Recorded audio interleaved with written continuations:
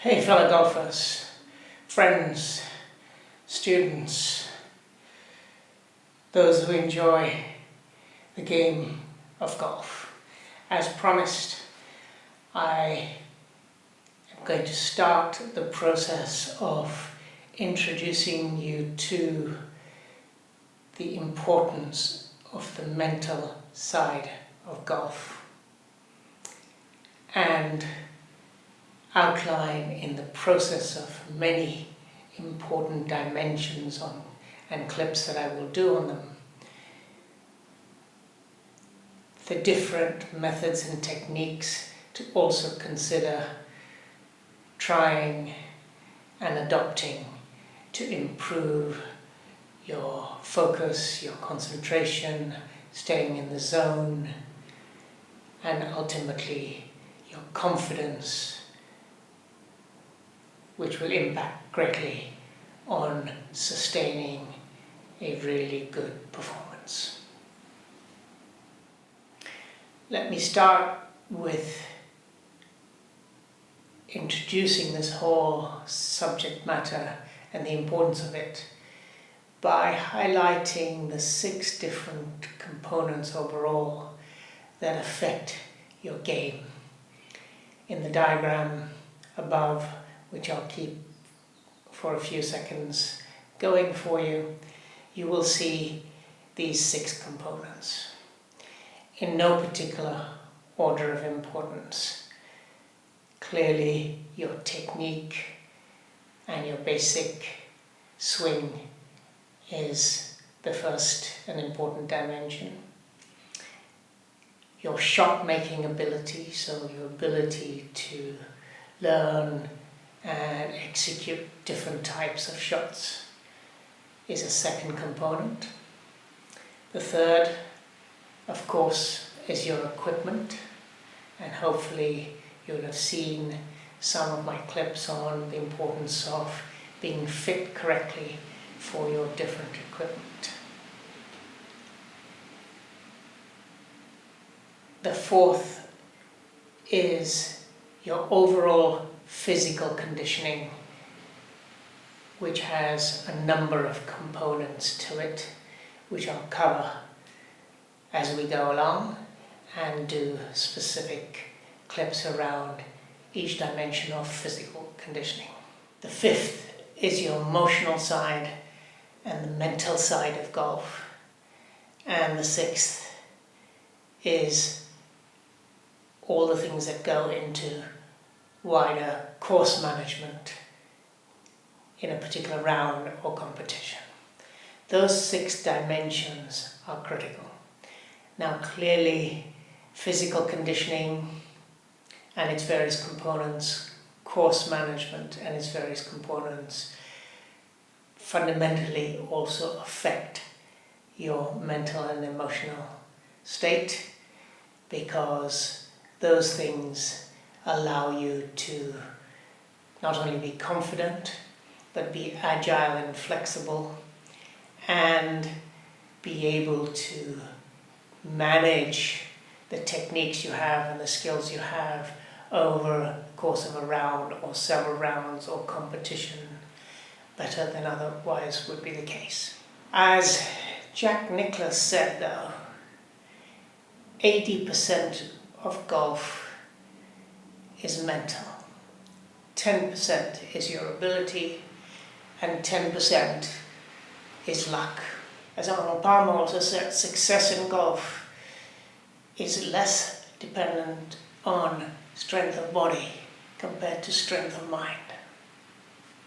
Phil Mickelson also recently, after adopting some improved mental techniques, after having, of course, superb skills and abilities, also referred to the fact of how important working on the mental side was for him to turn his game around. Why golf psychology and the mental game? Well, first of all, golf is a very difficult game. In most cases, you have 14 different clubs, in most cases of varying lengths, shapes and styles. Your putter, your drivers, your fairway woods, your irons, even if you're one of the few who have single length irons since its introduction. Secondly, it is affected entirely by you alone. You're the only one hitting the ball with your clubs. So there is no other factor of an opponent affecting you directly, like in tennis or in other sport. Of course, you have external factors affecting the game, like weather and course conditions, but given all those variables and given your specific abilities and skill set, it's really down to you and you alone. Therefore, how you feel, how you think about your game, how you feel on the day, the relaxed state of mind you are in or not, as the case may be, how confident you are over the ball, the various techniques you use to ready yourself for a shot. All of these dimensions are down to you. Whether you focus on your score or not, whether you focus on what your opponents are doing or not, whether you focus on noises around you or not, it's all down to you. Therefore, it is critical that you are in a balanced and alert state of mind for the full round, for the full competition.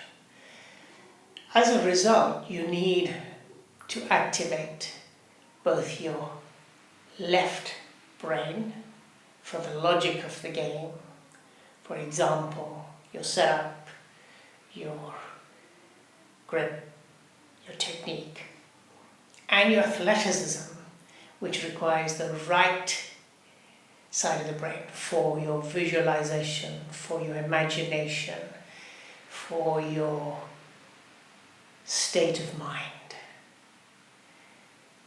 So activating especially the right side of the brain is going to be absolutely critical in managing your mental approach to the game. Fundamentally, you need to also be aware of your emotions and feelings as you go through the round for every shot. Once you're aware of it, you need to be able to manage it and control them and focus on the positive aspects or turn negative aspects into positive aspects. Being able to do that well will fundamentally affect your ability to focus, to concentrate, and ultimately your confidence overall, and that leads to a better, sustained, good or better performance. And these mental skills apply both well before a game, in your readiness for a game or a round or a competition, during the game and the round, and after it. So you need to be able to apply different techniques or the same techniques repeatedly in preparation, in the game itself, and then in taking stock after it, and obviously working on dimensions that you need to improve on.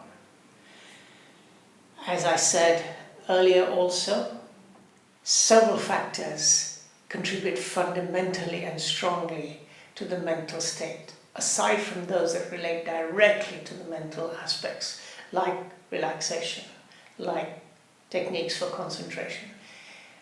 And three that I believe are really critical, that are covered by that earlier diagram, which I'm putting up again, is the physical conditioning that has several aspects to it, from nutrition and water and sleep, to your course management and practice system in preparation for the game, as well as part of physical conditioning, your overall fitness specific to golf, and more generally taking techniques from many other disciplines like yoga and Pilates and weights to improve your overall physical conditioning. Your overall physical well-being is so directly impactful on your mental state. And then you add some mental techniques to manage emotions, to manage your state of arousal, to manage any tension and pressure, to manage the feeling of competition in a positive way. So this summary really is there for you to say why the mental game is so important and what are the different dimensions that affect it.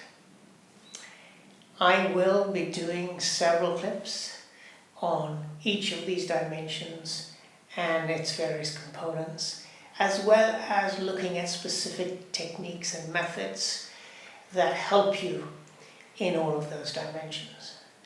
By the end of the series, the mental game series, you will have a complete toolkit together with your toolkit of equipment, the right equipment you have, together with your toolkit of your shot making and your swing techniques, of which you've seen many clips that I've done.